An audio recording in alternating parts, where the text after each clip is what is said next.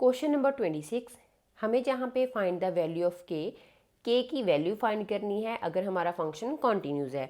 हमें जहाँ पे फंक्शन गिवन है के cos x by pi minus 2x if x does not equals to pi by 2, 3 if x equals to pi by 2, continuous है function at x equals to pi by 2 के ऊपर। सबसे पहले हमें जहाँ पे क्या गिवन है, एक्स के की तो वैल्यू फाइंड करनी है और हमें गिवन है कि फंक्शन कॉन्टीन्यूज होता है। तो अगर फंक्शन कॉन्टीन्यूज होता है और at x equals to pi by 2 के ऊपर फंक्शन कॉन्टीन्यूज है, तो हम क्या लिखते होते हैं, कंडीशन बनती है कि f पाई बाई 2 और limit left hand limit x approaches to pi by 2 minus f of x और limit x approaches to pi by 2 positive function of x। अगर ये तीनों इक्वल होते हैं तो फंक्शन हमारा कॉन्टीन्यूज होता है और हमें ऑलरेडी गिवन है कि फंक्शन कॉन्टीन्यूज है, तो ये कंडीशन हमें गिवन है, इसको हम फर्स्ट लेट कर लेते हैं। अब हमें पता है हम यहाँ पे इसको फाइंड करेंगे f पाई बाई 2, x की वैल्यू पाई बाई 2 तो कहाँ पे है 3, तो ये आ गई सेकेंड इक्वेशन। अब हम लिमिट देखेंगे तो जहाँ पे limit x approaches to pi by 2 negative f of x के लिए चेक करेंगे, तो लिख लेते हैं जहाँ पे x approaches to pi by 2 minus function of x equals to limit. अब जहाँ पे एक चीज़ है जो आपको जहाँ पे देखनी पड़ेगी, जो मैं जहाँ पे सॉल्व कर देती हूँ, अगर हम क्या करें, जहाँ पे वैल्यू पुट कर देते हैं limit x approaches to pi by 2 के कॉस x पाई माइनस 2x। अगर हम x की जगह पे पाई बाई 2 पुट कर देते हैं तो पाई बाई 2 मीन्स के 90, पाई माइनस 2 पाई बाई 2 ये कट जाएंगे, पाई माइनस पाई नीचे 0 और जहाँ पे cos 90 की वैल्यू 0, ये हमारी 0/0 फॉर्म बन गई, जो क्या होती है नॉट डिटर्मिनेट फॉर्म आ जाएगी, जिसको हम इनडिटर्मिनेट फॉर्म भी मतलब लिखते हैं। तो ये तो पॉसिबल हो नहीं सकता, तो हम जहाँ पे लिमिट देखेंगे कि हम लिमिट जहाँ पे क्या कर सकते हैं।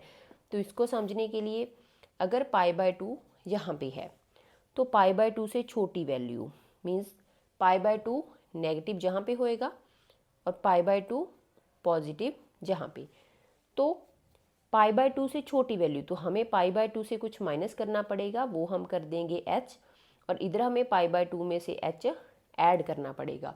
h है जो 0 को अप्रोच करेगा, h 0 को अप्रोच करने का मीनिंग है कि h की वैल्यू 0 नहीं है बट 0 के आसपास की वैल्यू है, कि अगर हम पाई बाई 2 से वो वैल्यू माइनस करें तो बिल्कुल पाई के पास की वैल्यू आएगी। सेम ही पॉजिटिव के लिए होएगा। तो हम जहाँ पे क्या करेंगे, लिमिट अब चेंज होगी तो हम जहाँ पे लिख सकते हैं, सबसे पहले फंक्शन लिख लेते हैं हम पाई बाई 2 माइनस एक्स।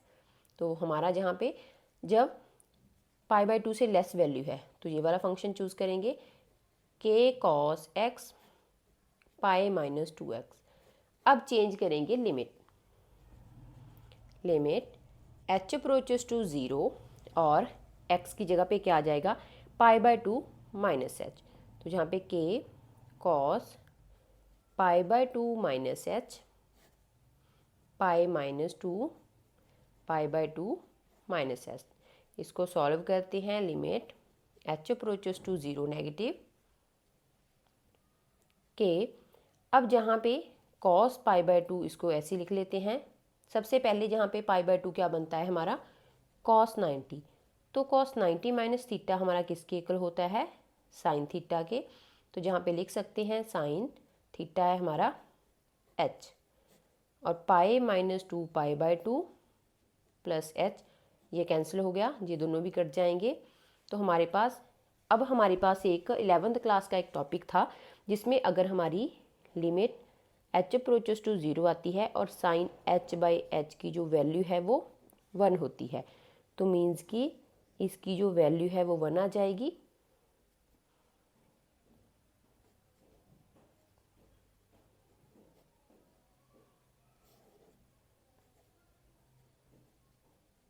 तो साइन h बाई एच की जगह पे पुट कर देंगे हम जहाँ पे 2 भी चला जाएगा अंदर, तो ये 1 हो जाएगा, तो आ गई value k by 2 into 1 k by 2। इसको हम मानेंगे थर्ड इक्वेशन। सिमिलर पैटर्न से ये हमने लेफ्ट हैंड लिमिट के लिए करा था, राइट हैंड लिमिट के लिए भी करेंगे, उसको हम नेक्स्ट पेज के ऊपर करते हैं सॉल्व।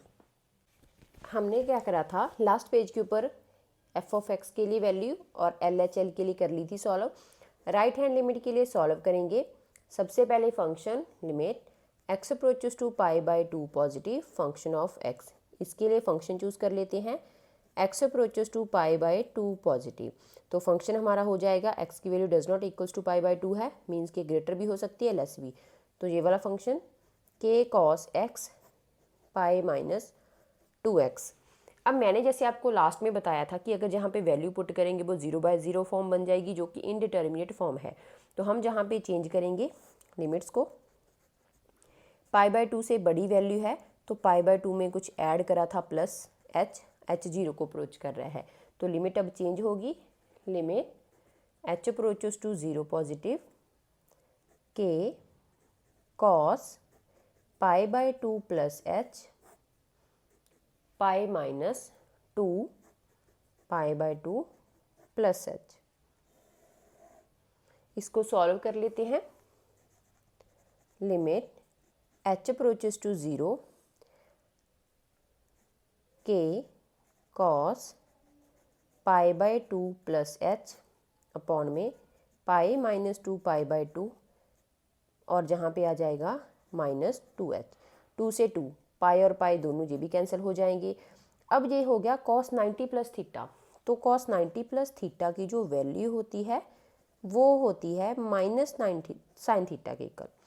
तो जहाँ पे हम लिख सकते हैं limit h approaches to 0 positive के माइनस साइन थीटा हमारा h है अपॉन माइनस 2h। फिर से इसको माइनस माइनस जहाँ पे क्या हो जाएंगे, कैंसिल हो जाएंगे। तो जहाँ पे आ जाएगा k sign h by 2h। तो limit h approaches to 0 sine h by h की जो वैल्यू होती है वो हमारे पास 1 होती है। तो हम ये वाला और इसकी जगह पे लिख सकते हैं 1, तो आ जाएगा k बाई 2 इंटू 1। ये आ गया फोर्थ केस। हमें k की वैल्यू निकालनी थी, तो हम जहाँ पे यूज़ करेंगे चाहे ये हमारी आर एच एल है, ये एल एच एल है और ये एफ ऑफ एक्स है।